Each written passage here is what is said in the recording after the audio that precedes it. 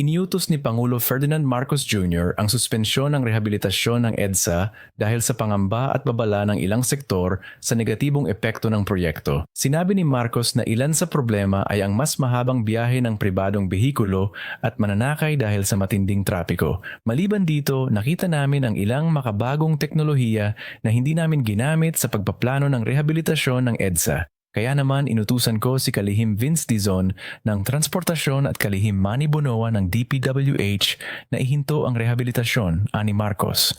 Nilinaw ng Pangulo ang tunay na sitwasyon. Sa pagtingin sa pagsusuri ng gastos at benepisyo, maganda kung magawa natin ito.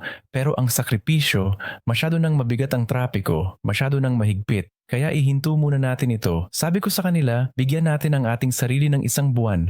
Pag-aralan natin ang mga bagong teknolohiya. Gumawa tayo ng magandang plano, dagdag niya. Ang rehabilitasyon ng EDSA ay dapat na nagsimula noong Hunyo 13.